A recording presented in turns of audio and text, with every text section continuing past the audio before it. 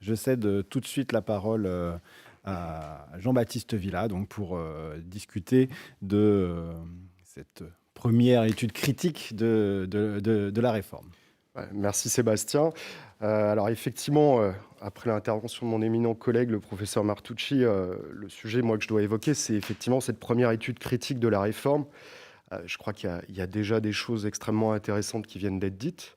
Et donc c'est un sacré enjeu de rebondir dessus. Alors je vais peut-être m'intéresser moi plus au contenu de la réforme sur le fond. Mais avant, je voudrais quand même remercier, moi aussi procéder à quelques remerciements. D'abord remercier mes collègues, Sébastien, et Aude Rouillère aussi, qui malheureusement n'est pas à Paris pour des obligations institutionnelles, mais je voudrais avoir une pensée pour elle. Les intervenants, on vient de voir une intervention extrêmement complexe et complète, et puis les intervenants de mercredi et ceux qui vont suivre ensuite tout à l'heure. Je voudrais aussi remercier la Maison de la Radio et ses équipes, parce que grâce à eux, on peut faire un très beau travail, la Fondation et tous les gens qui travaillent avec nous, et ainsi que les mécènes. Bon. Alors, le sujet, moi, que je voudrais... on a discuté longuement de savoir si je devais intervenir ou pas et sur quel prisme devait se faire cette intervention. Le sujet retenu, c'était une première étude critique de la réforme, simple palier au tournant de la régulation. Je crois qu'il y a déjà une précision ici sur les termes du titre de l'intervention, parce que c'est là que se révèle finalement la problématique. Est-ce un simple palier ou est-ce un tournant ? Si c'est un simple palier, c'est une étape de plus, finalement. Et force est de constater que si on reprend tout le XXe siècle pour le droit des jeux, les jeux d'argent sont quand même habitués à des paliers, à des couches successives de normes, de réformes, de textes. Un exemple suffit, je pense, à comprendre la situation, c'est celui des casinos. Celui des casinos qui se caractérise par de nombreuses retouches, des décisions du Conseil d'État en 1922 qui refuse le qualificatif de service public, 1966 où il reconnaît ce label. On a d'ailleurs peut-être un point, une petite divergence avec ce qu'on a entendu mercredi de la part de Clément Martin Saint-Léon sur qu'est-ce qui fait qu'on qualifie cette activité de service public. Il renvoyait au tourisme. Si on reprend la jurisprudence du Conseil d'État, on serait tenté de dire que c'est surtout la réunion de trois activités, les jeux, l'hôtellerie-restauration et le spectacle, le tout enfermé dans un contrat avec un cahier des charges, des obligations de service public. Et puis, de là vient aussi une refonte au début des années 2000, un décret de 2006, un arrêté de 2007, et puis aujourd'hui, on les intègre, au moins en partie, dans le spectre de la régulation par une autorité administrative indépendante, c'est-à-dire une régulation et plus simplement une réglementation du ministère de l'Intérieur par une autorité administrative indépendante. Et bien ici, l'autorité nationale des jeux, on en a un petit peu parlé mercredi, et plus simplement, de manière exclusive, ce ministère de l'Intérieur. Donc ça serait pour un simple palier. Est-ce qu'on a une couche supplémentaire ou est-ce que c'est un véritable tournant ? Et si on parle de tournant dans la régulation, on renvoie forcément à une forme d'aboutissement. Une forme d'aboutissement qui sous-entendrait même une maturité du système régulatoire ici appliqué aux jeux d'argent et de hasard. Bon. Et cette maturité, on peut l'apprécier de deux manières.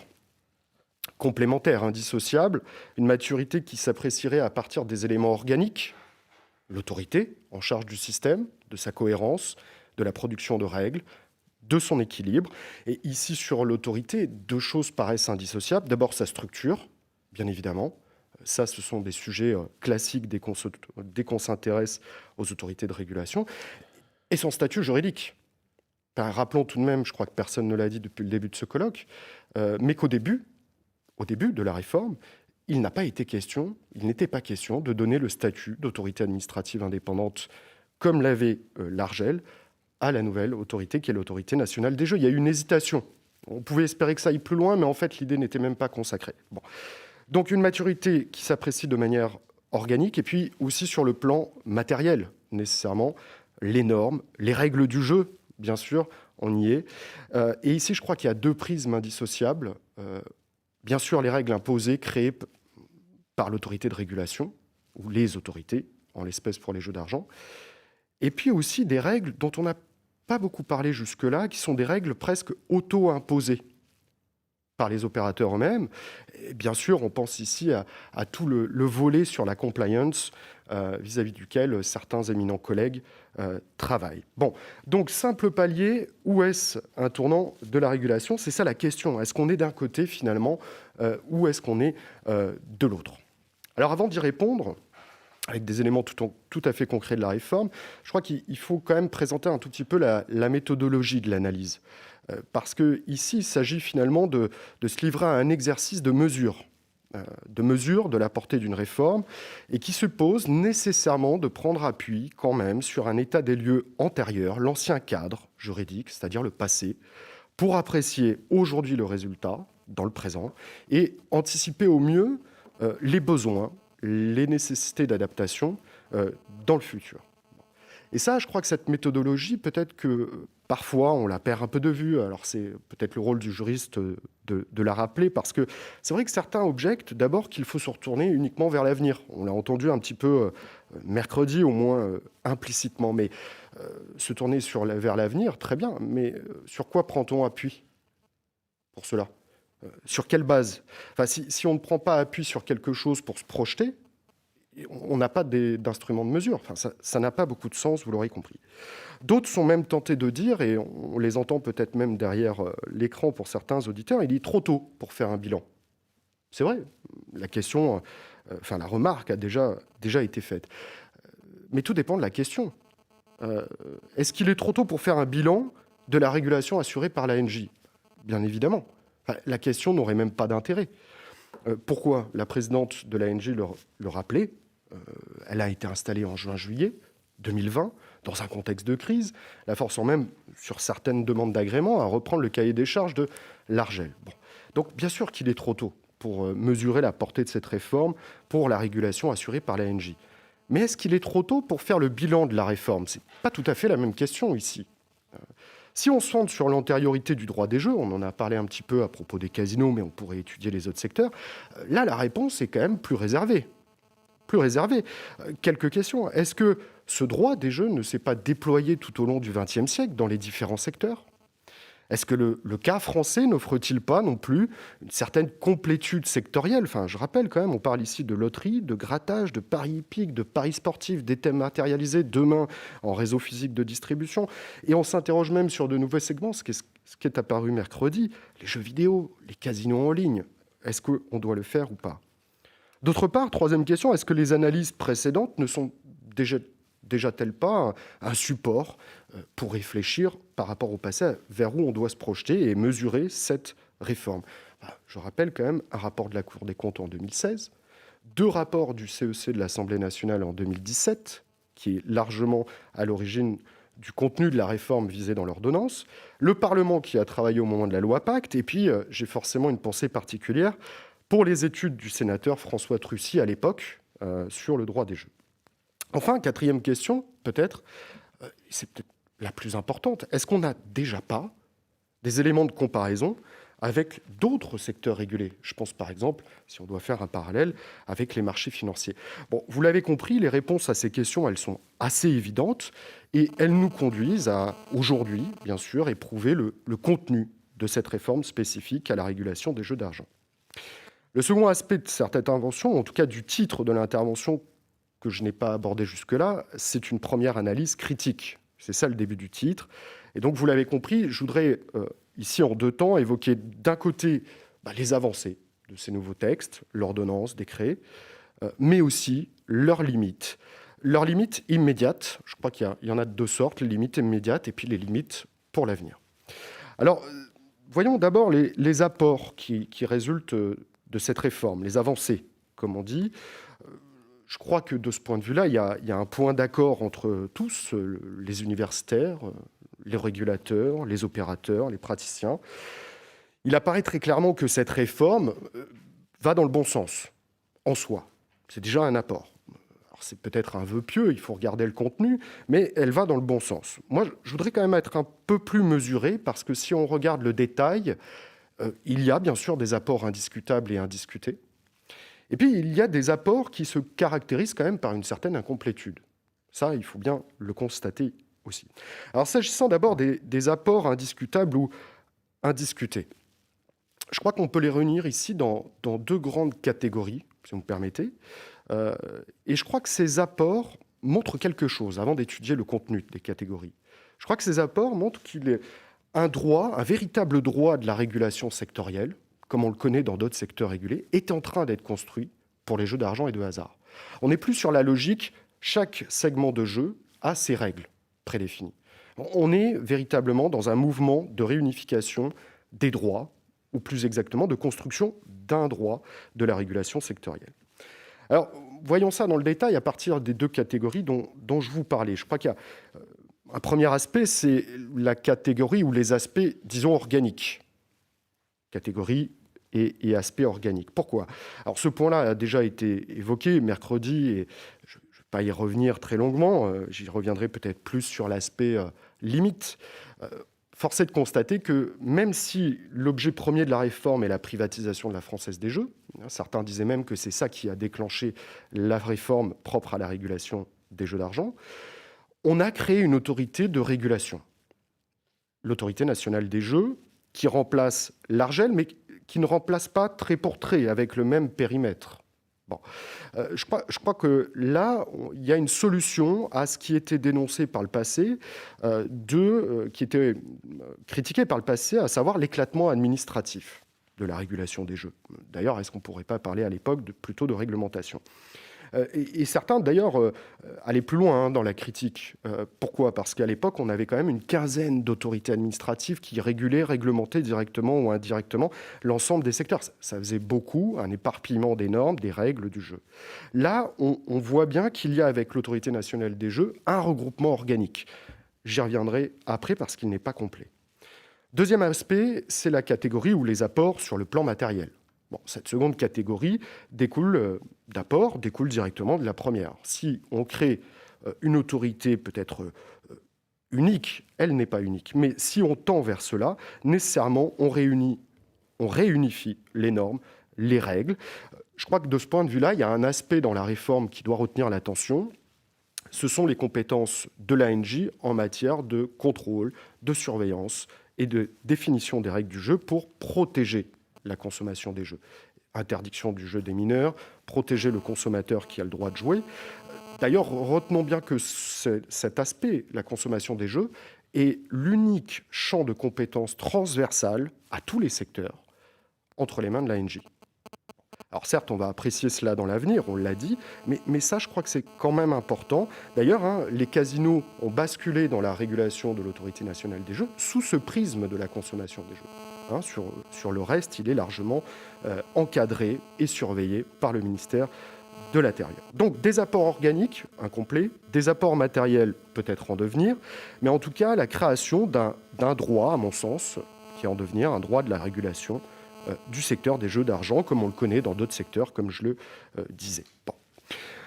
Des avancées incomplètes maintenant qui peuvent poser la question de savoir s'il n'y a pas ici des pistes de réforme.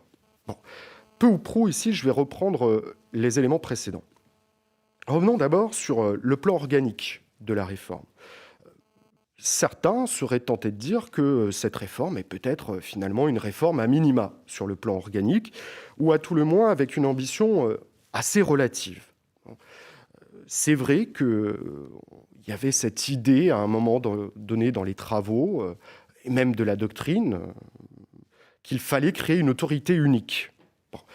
L'ANJ n'est pas l'autorité unique de la régulation des jeux. On en est presque même un peu loin. Pourquoi ? Le ministère de l'Agriculture n'a pas disparu de la régulation du hippisme. Alors, on comprend peut-être le maintien de sa compétence pour la filière hippique, la filière du cheval, peut-être sur la question, d'autres questions en relation avec les jeux d'argent attachés au hippisme, cela peut paraître peut-être un peu plus discutable. On rappellera par exemple qu'un commissaire du gouvernement siège dans les instances dirigeantes du PMU. C'est la même chose avec la Française des Jeux et le ministère de l'Économie et des Finances, et plus particulièrement la direction du budget. On a bien là aussi un commissaire du gouvernement qui siège non seulement dans le collège de l'ANJ, et un autre commissaire du gouvernement, c'est pas le même, on a pris le soin quand même de différencier les personnes, qui va siéger dans les instances dirigeantes de la FDJ. Bon, donc ça n'a pas disparu non plus. Les casinos, bien évidemment, le ministère de l'Intérieur, le ministre de l'Intérieur, est toujours compétent pour délivrer le fameux sésame de l'autorisation de jeu, une police administrative en droit administratif. Bon. Donc, une incomplétude organique. Ça, c'est le premier point. Sur le plan matériel, là aussi, le lien avec l'incomplétude organique est encore une fois établi. En effet, si on maintient un éclatement administratif, on maintient, de fait, l'éclatement des normes. Je retiendrai 2 exemples. On pourrait faire une étude exhaustive ici.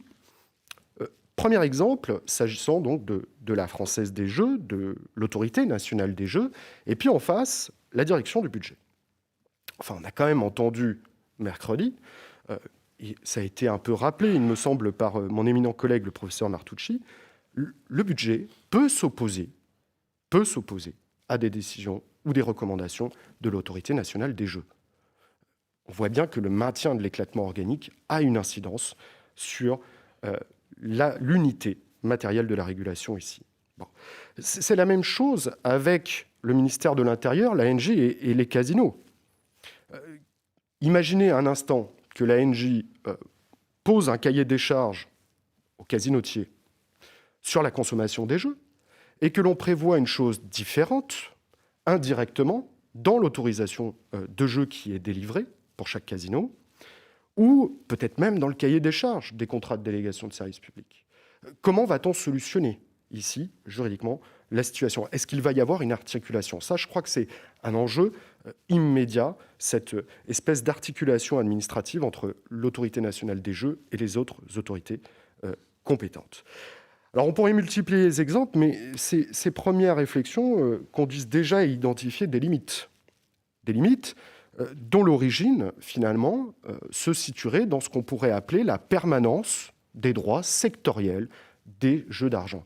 Voilà, on essaie de construire un ensemble global, mais à l'intérieur, on laisse différentes briques, peut-être, avec différentes interprétations, différentes règles, parfois, en tout cas, différentes autorités de régulation ou de réglementation. Là, c'est un vrai enjeu immédiat et pour demain. Alors, deuxième temps, j'y viens nécessairement, la question des limites. Bon. La question des limites qui sont induites par la permanence des droits sectoriels.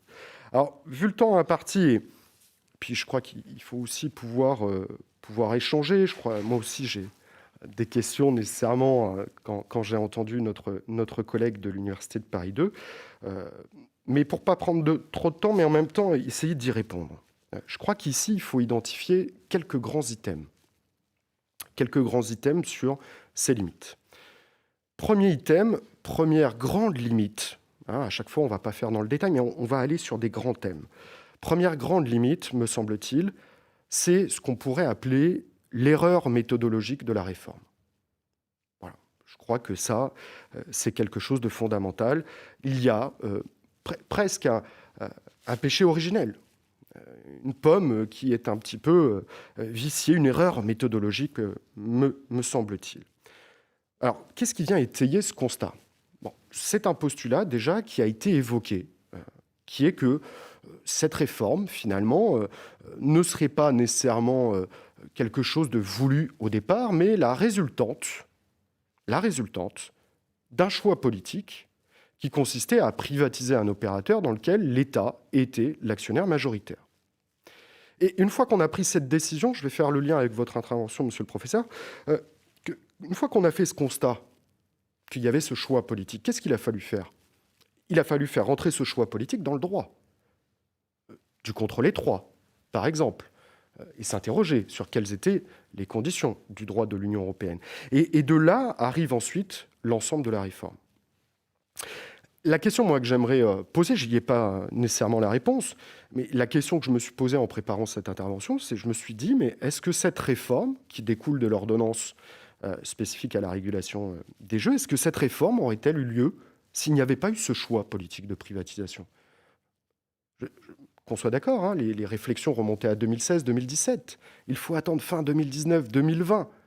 Alors, bien sûr, il y a une temporalité incompressible pour faire passer des réformes, mais la question, à mon sens, reste entière. Bon.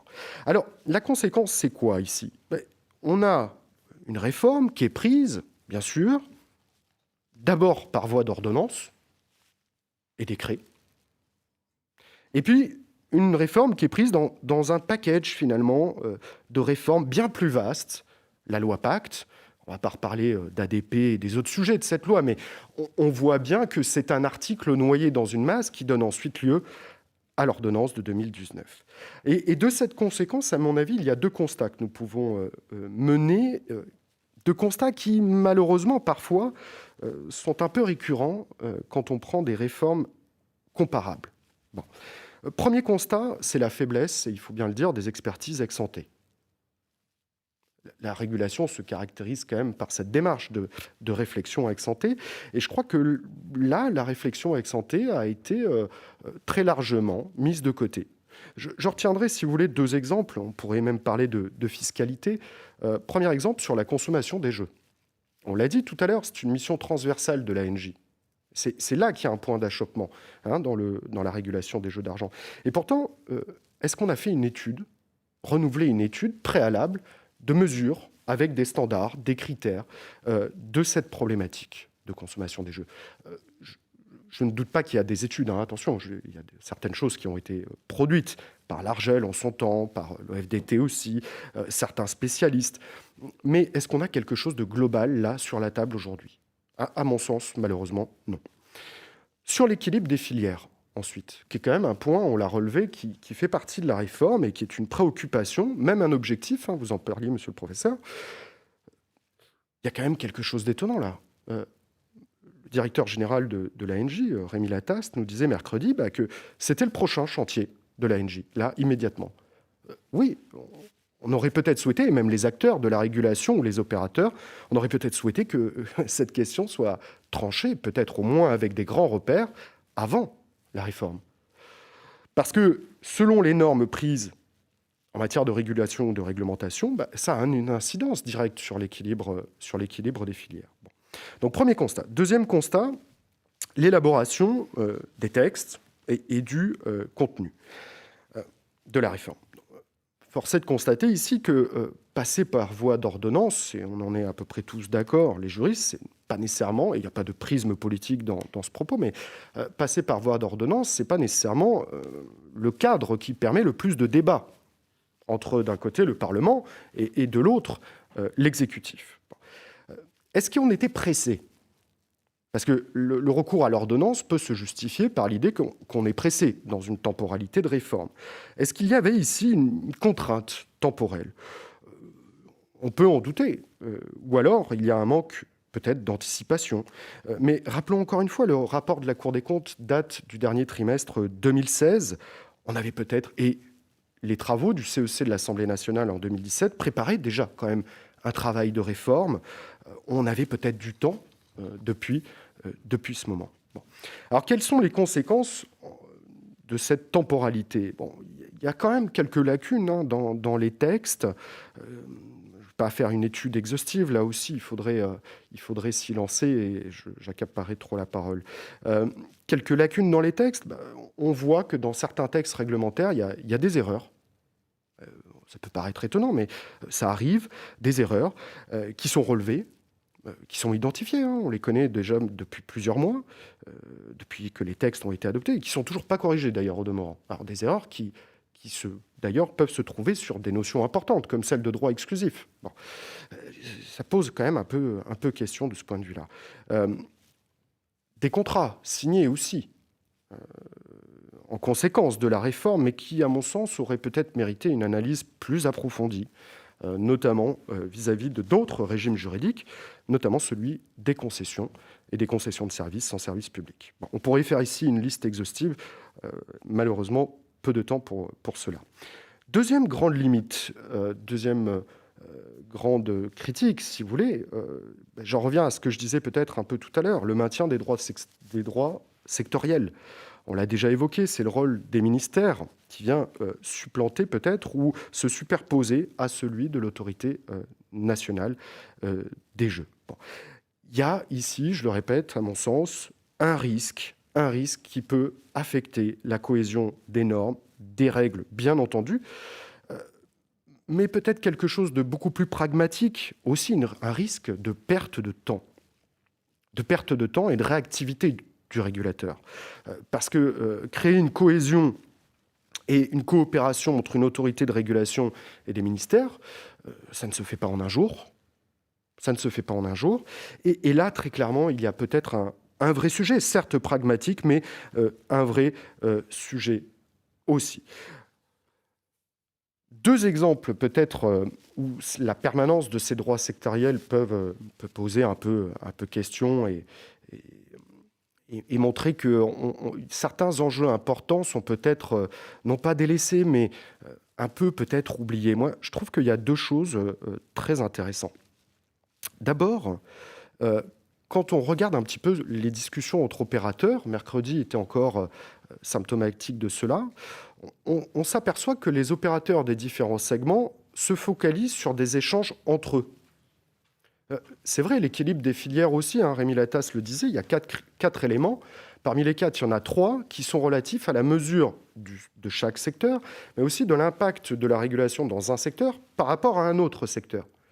Et je crois que de ce point de vue-là, on oublie des enjeux qui, moi, me paraissent extrêmement importants, où on se dit non, mais ça n'arrivera pas, et qu'on anticipe finalement pas assez.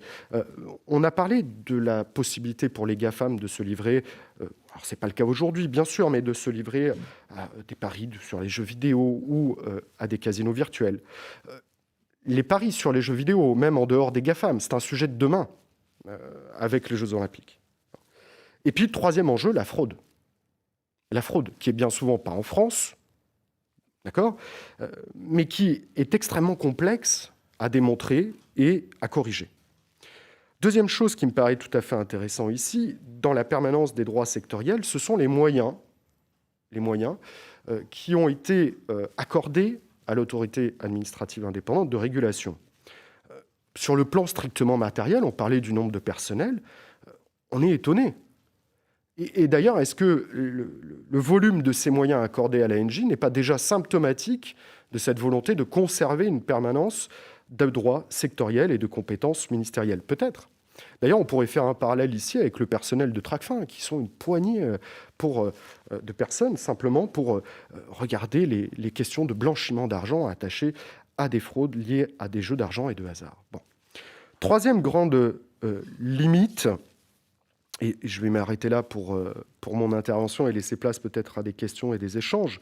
Je crois qu'il y a, ça fait le lien avec ce que je disais peut-être un peu avant, j'ai l'impression, en regardant un peu cette réforme, qu'il y a quand même, j'allais dire une absence, le mot est peut-être un peu fort, mais il y a au moins une sous-estimation dans la prise en compte des externalités négatives du secteur, à mon sens. Et ici, elles sont de plusieurs ordres.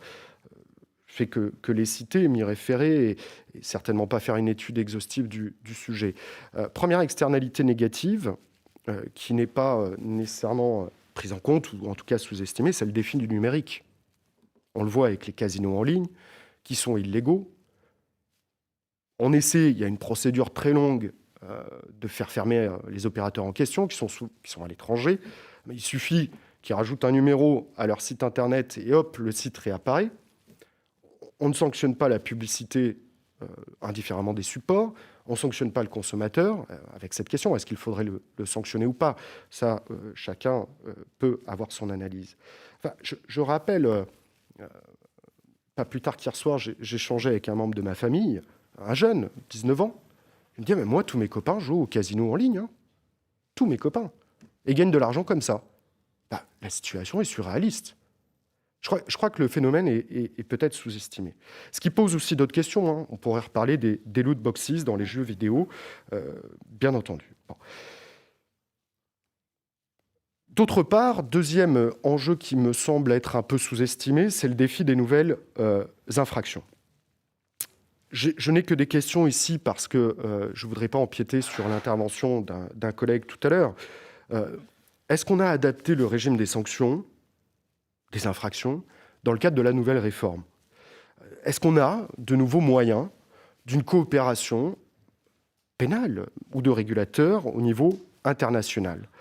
Là, c'est à mon sens des vrais sujets, des vraies questions qui sont peut-être pas nécessairement complètement traitées. Alors, je pourrais multiplier les exemples et les analyses, mais je suis à peu près dans les temps, donc je vais peut-être m'arrêter là. Je voudrais simplement dire en conclusion, avant de peut-être d'échanger, que Cette réforme me semble jeter les bases d'un véritable droit de la régulation sectorielle. Il y a peut-être un tournant de ce point de vue-là qui émerge, qui a vu le jour. Mais la permanence des droits sectoriels font que cette réforme, finalement, n'est peut-être qu'un palier, une couche supplémentaire. La question, c'est quand est-ce qu'on va créer cette nouvelle régulation ? Je vous remercie. Merci Jean-Baptiste.